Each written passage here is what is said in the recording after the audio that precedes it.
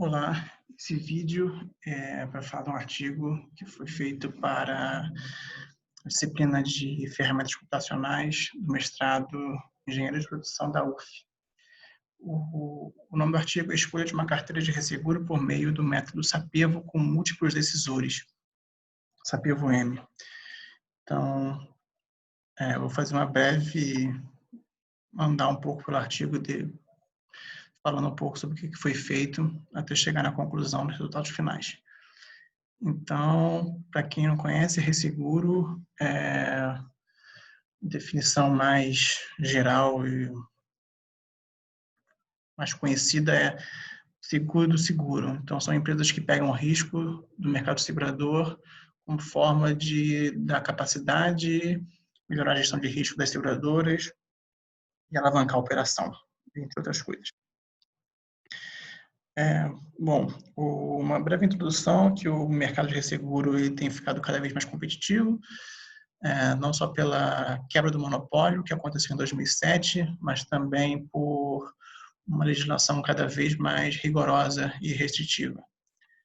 Então, uma breve descrição do problema é cada vez mais as empresas, não só de seguro e resseguro, mas nesse caso aqui que está tratando sobre isso, elas têm que estar mais preocupadas em relação à análise de novos negócios, para trazer negócios realmente bons e que agreguem valor à empresa, não necessariamente somente negócios lucrativos, porque não necessariamente o negócio lucrativo ele vai agregar valor à empresa. Então, aqui eu vou tratar 3 perfis de tomadores de decisão, um financeiro, um operacional e um técnico e risco, que cada um dentro da sua especialidade e sua área de atuação vai ter preferências e opiniões distintas em relação à tomada de decisão. E o que vai ser analisado aqui vão ser carteiras de seguro a serem resseguradas sob a ótica de prêmio emitido, sinistralidade e o risco da carteira. Bom, alguns aspectos técnicos e regulatórios aqui eu falo uma contextualização, mas uma premissa que é bem importante ter em mente é que só foram selecionadas como opções carteiras que têm lucro, ou seja, com margem positiva. Eu não entro muito no critério de qual estrutura de resseguro vai ser utilizada, porque as possibilidades seriam inúmeras, e por conta disso eu estou só analisando as carteiras de seguro em si. Então, eu estou analisando a lucratividade, o resultado e o risco das carteiras de seguro que vão ser tomadas em resseguro. Mas qual será a estrutura de resseguro e os parâmetros, eu não estou entrando nesse mérito, para simplificar o problema. Em relação, eu dou uma breve descrição do que seria um capital de risco, capital regulatório e capital de solvência, para depois, mais à frente, que eu vou definir alguns índices para auxiliar esse critério na decisão. Bom, aqui nessa etapa eu falo um pouco do perfil de cada tomador de decisão, o que cada um geralmente leva em consideração nas suas opiniões e decisões. Então, do ponto de vista do financeiro, ele vai tender mais para o quanto que ele pode ter de receita de dinheiro disponível para investir no capital, investir no mercado financeiro e assim ganhar receita financeira.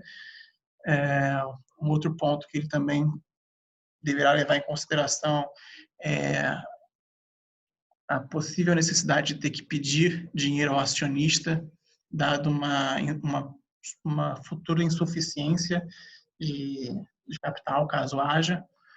Na questão do operacional, são pessoas que normalmente estão diretamente na linha de frente, né, das negociações e de contratações dos negócios, vão estar mais preocupados em volume de prêmio e margem de resultado, porque normalmente as suas metas estão diretamente ligadas a isso.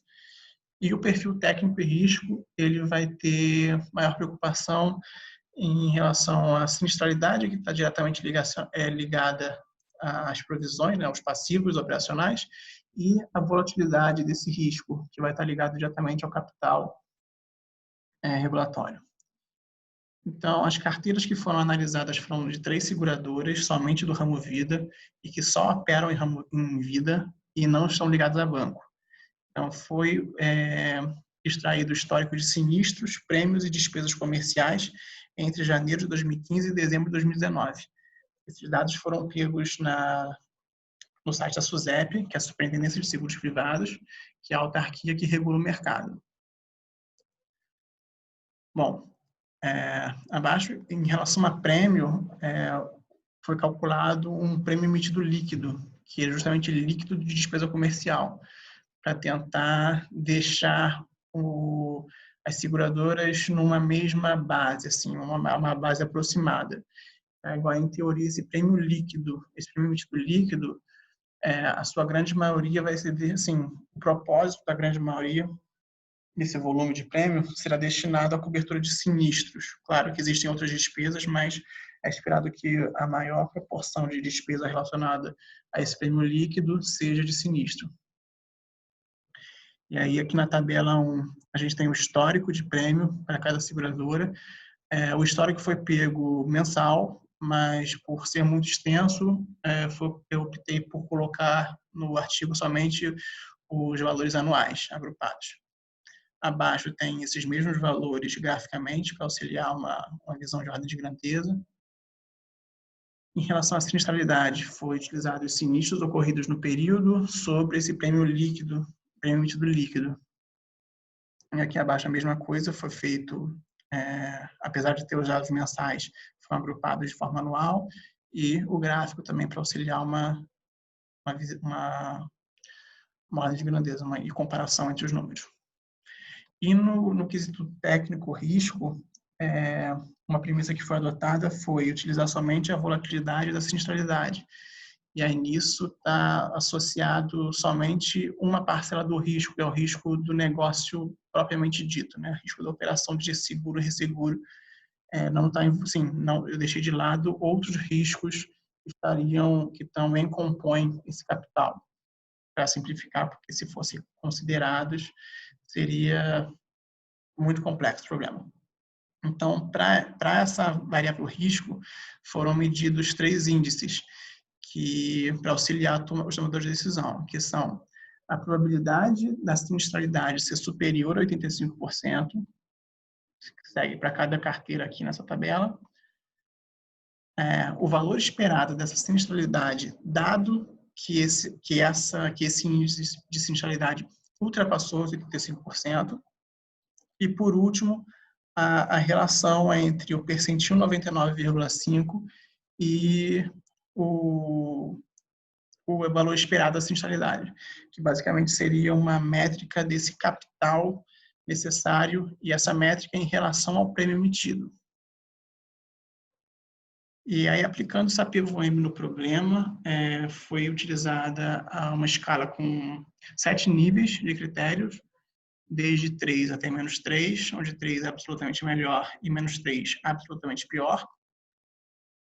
E, inicialmente, os tomadores de decisão, eles, com base nessa escala, eles foram definindo as preferências em relação aos critérios que cada um tinha.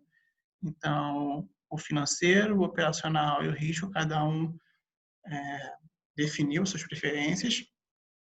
Após definidas as preferências, esses valores foram normalizados e ajustados para que não houvesse valor zerado, resultando nessa tabela 10, que foi possível calcular o peso de cada critério de acordo com a opinião a opinião conjunta dos tomadores de decisão. Depois disso, cada tomador de decisão fez a avaliação das carteiras que estão sendo avaliadas sob cada critério. Então, sob a critério de prêmio, cada um teve essas tabelas já são umas tabelas normalizadas em questão à sinistralidade e em relação também ao risco. E essas 3 tabelas resultaram na matriz de avaliação, e essa que segue na tabela 14, onde compila todas as opiniões acerca dos riscos, dos critérios observados, critérios analisados e as carteiras avaliadas. A gente vê que nessa matriz de avaliação, cada carteira tem uma preferência em um critério, então a carteira da seguradora 1 é a preferida, tem a maior nota em relação a prêmio, em relação à sinistralidade, a carteira da seguradora 3, e em relação a risco, a carteira da seguradora 2. Combinando essa matriz de avaliação com o vetor dos pesos, a gente chega na matriz com o resultado final, que é com cada grau para cada seguradora. A gente vê que, em primeiro lugar, ficou a seguradora 2, com um grau de 5,99. Em segundo lugar, a seguradora 3, com um grau de 3,75. E, em último lugar, a seguradora 1, com um grau de 2,88. Se analisarmos os critérios para cada seguradora, a gente pode ver que a seguradora 2 ela não é melhor em nenhum critério, mas ela é a mais equilibrada. E aí isso resultou na opinião, a opinião dos tomadores de decisão acabou que convergiu para essa seguradora mais equilibrada. Como pontos a serem melhorados para futuros trabalhos, o critério de análise de risco ele pode ser um pouco melhor estruturado, ele pode ganhar um pouco mais de robustez. E um detalhe que pode fazer bastante diferença é não analisar os critérios de forma independente, mas de forma combinada, porque eles têm uma correlação entre si na tomada de decisão. E talvez seja melhor utilizar um outro método, não sei, ou então algum método híbrido que possa avaliar os critérios de uma forma combinada para cada tomador de decisão e assim gerar um resultado melhor.